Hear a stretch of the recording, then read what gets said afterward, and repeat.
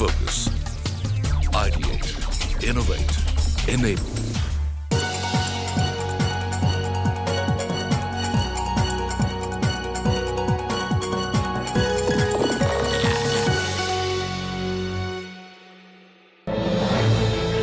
India's natural resources wealth is one of the largest in the world, with the nation producing as many as 88 minerals. Adding to estimates, India ranks third in the world in coal and lignite production, 25th in petroleum production.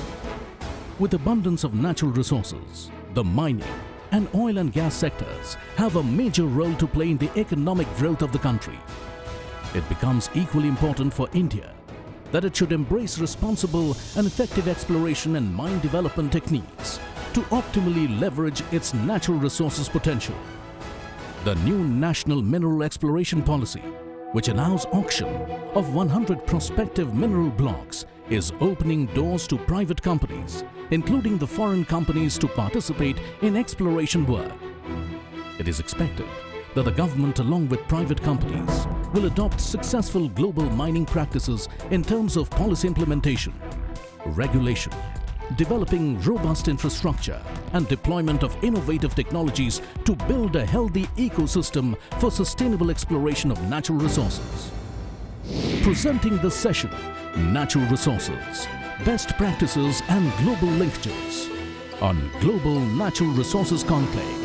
Ladies and gentlemen, good afternoon, and thank you very much for being with us this afternoon. It's a privilege to be discussing a topic which is directly linked to a country's economic growth. The figures are good, but of course they could be better. And I think that's exactly where these gentlemen come in with their vast experience as global leaders in fields of business, government, having done their bit in their respective countries, made their countries proud as well. And what we're going to do today here is to learn from their experience and maybe chalk out a roadmap and figure out what the way forward really should be for India. Stewart, if you'd like to lay the foundation. Yes, and I'm going to do this in terms of issues that I'm thinking about a lot right now because of where I'm from Canada, where we see some regulatory overhauls underway that are the result of a new federal government, our Liberal government, that undertook as a campaign promise to look at the environmental protections, also the energy and energy pipeline regulations, and all this affects the natural resource sector profoundly. And so the meaning for this event, in my mind, is that democracies that deal with natural resource development are increasingly on the global stage going to be subject to this kind of thing. It's not peculiar to Canada. I believe that you will see it in its own localized manifestations here, and you already are. And the question then is, what do you do about it? How do you approach that? So I would throw that out there as a possible talking point, certainly a reflection of what's on my mind at the moment. All right, great. Thanks, Stewart, for that. Maybe Mr. Pennini, if you could begin with you, maybe 2-3 minutes on your views. Thank you very much. So the reason I'm here is partly due to the fact that the organisation I work for is considering challenges to the mining industry that affect the industry, I should say, at a global level.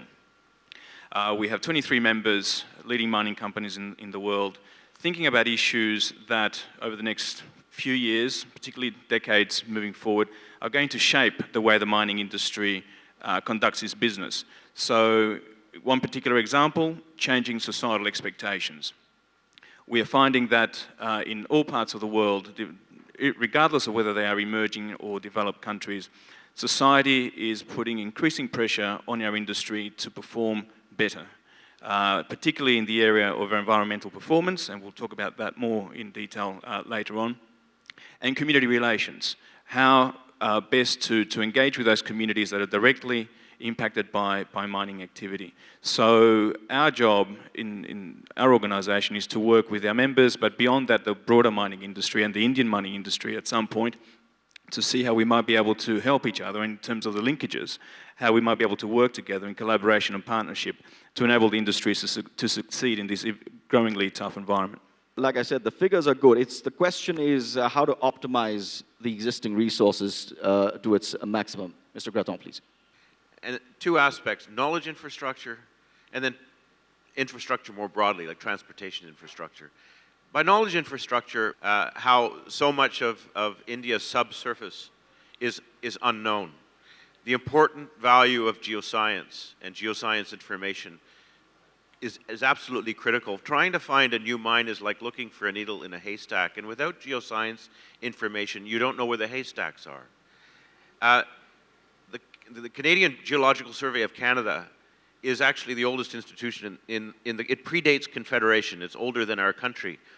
And that institution has provided the mapping necessary to enable exploration activity to take place. But even in Canada, the northern parts of our country, there's been a lack of geoscience information. And in recent years, the country has made significant steps to try to improve that information. Same kind of lesson for India, I think. The second is transportation infrastructure. Being able to get your product to market once you've got a mine is absolutely critical. And again, in Canada, in the north, we lack access to electricity, road access, port access. That significantly increases the costs associated with bringing a new mine into production. So if India wants to look at developing its resources here, look at the infrastructure capabilities you have and whether they're necessary to ensure that in a global market like mining, that you're able to get those products to market. That's absolutely critical. Dr. Brian Fisher, it all boils down to domestic policy matters, isn't it? Because without that, everything else becomes irrelevant. India is not alone in having minerals. India has to compete with every other country in the world, and explorers and miners will only come here if the incentive structure is right, if they're convinced that domestic policy is stable, and they're convinced that there is preferably no sovereign risk or only very limited sovereign risk. So if the next government is going to change the rules, or if there's a perception that the next government might change the rules, then people won't come. Now, I understand that in some circumstances, given the current structure here in India, you can have circumstances generated where people bid up royalties to perhaps 100% or bizarrely even greater than 100%. Now, under those circumstances, explorers and miners will be disincentivised to come here. They simply won't come. So those arrangements, those domestic policy arrangements have to be put in place that fix that particular problem. Now, in addition, if I'm thinking about starting a mine, what I have to do is I have to take account of the factors, the domestic factors that I face. So, for example, you might think that you've got world's best practice in Canada or the United States or Australia, but the conditions you face here domestically will be quite different. So that means you have to be very careful in terms of doing international benchmarking. You just can't assume that best practice in one part of the world is best practice in another part of the world. But having said that, you must set up a regime that is internationally competitive as far as the incentives are concerned. Sami Abu Ahmad now. It was an interesting point that Dubai doesn't have any natural resources as such. In fact, you were talking about that last barrel of oil as well that was announced earlier this year or maybe last year. But yet, challenges have been converted into opportunities. Dubai have no natural resources, but the government and the leader of the government, they have a vision to make Dubai one of the in the position as a service provider. So if, as Etihad, when we think to and study Dubai now recognized as one of their biggest re-export center in the world. How they did that? So they focus on improving their infrastructure, and the example of that, it's Dubai International Airport. Now, as Etihad, we look for Dubai. It's the right place. Because now as a refiner, we are looking for the place where we can import our goods easily for a process, our raw material. At the same time, re-exported or delivered to the consuming market.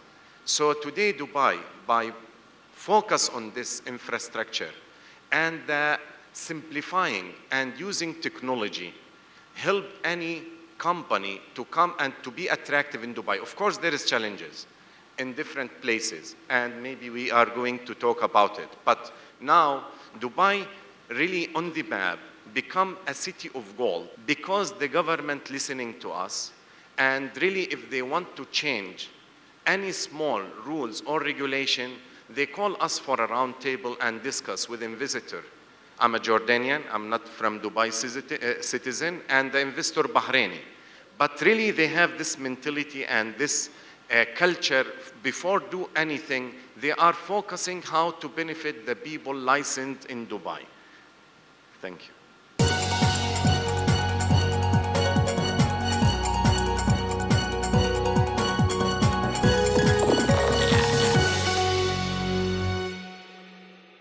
I think we're onto some good themes here.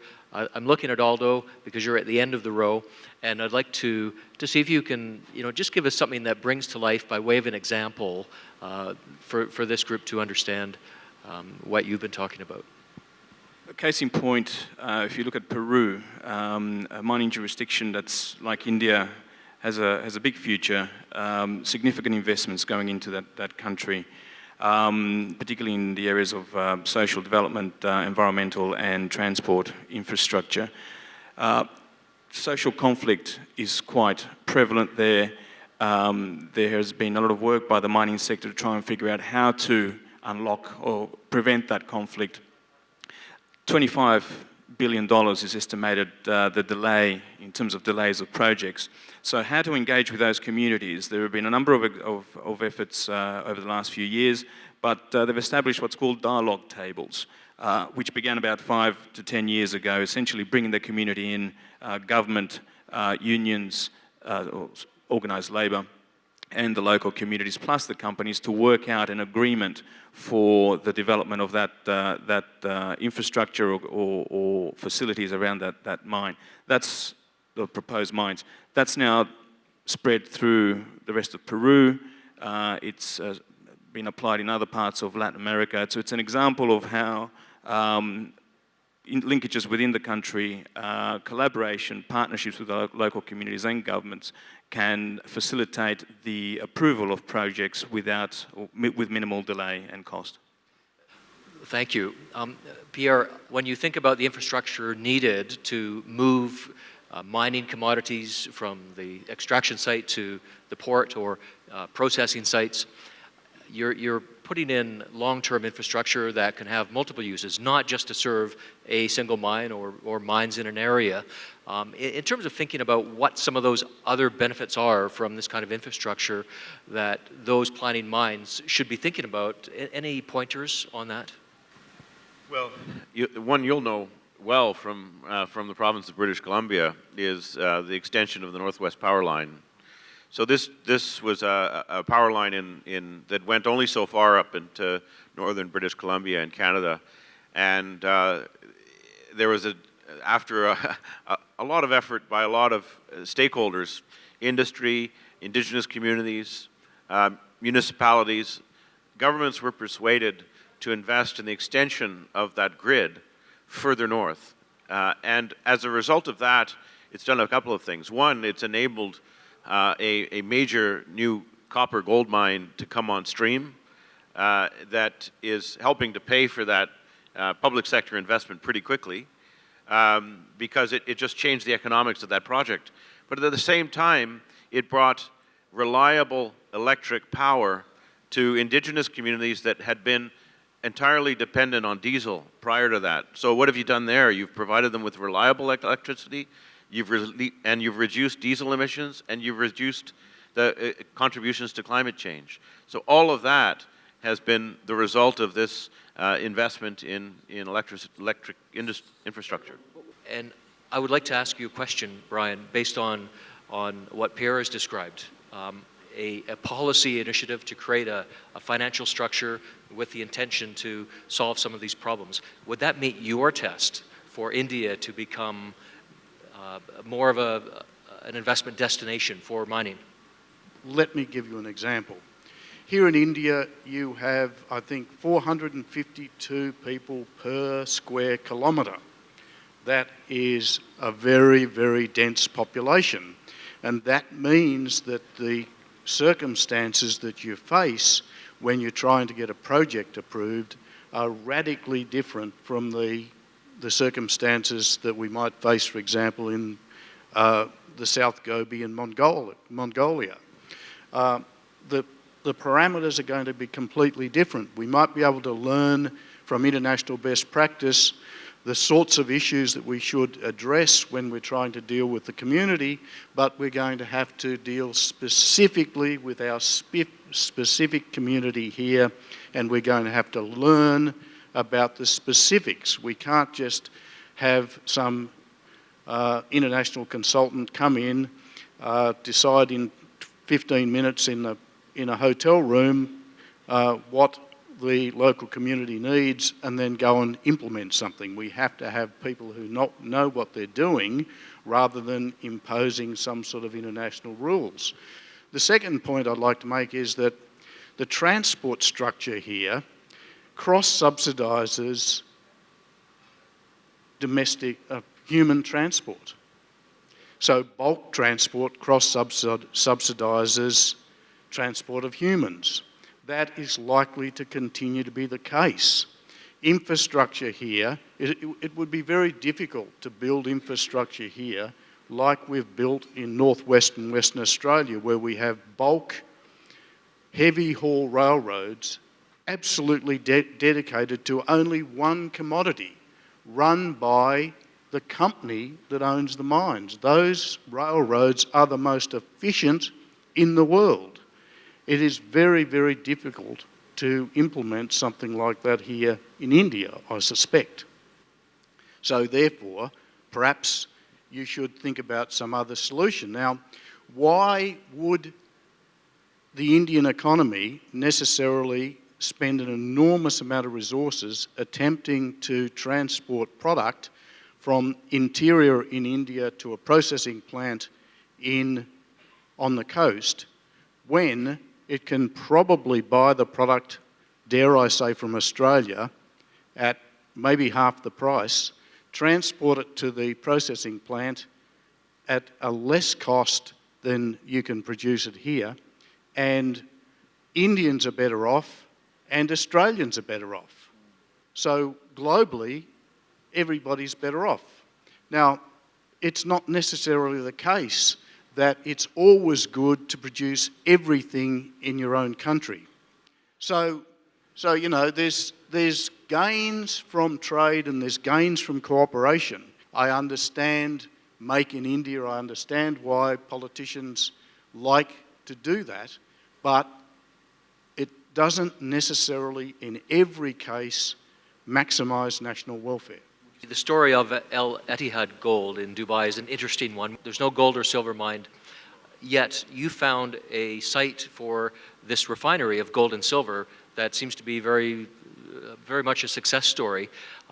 Do you think that thinking of India and the whole value chain of developing mines, minerals, markets is a place that would be friendly to this type of refinery, or would they be better off shipping a product to your refinery for processing?